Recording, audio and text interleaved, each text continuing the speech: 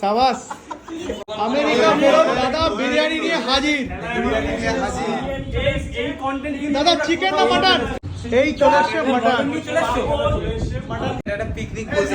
কি দাদা কি হচ্ছে বলো, কি বলছো? এটা একটা পিকনিক হচ্ছে। আচ্ছা দেখো মাটন বিরিয়ানি, মাটন আর এই হলো বিরিয়ানি। চলো দাওয়াত কেন ঈদে খেতে এসেছি আমরা? এটা নববর্ষ স্পেশাল। নববর্ষের দাওয়াত।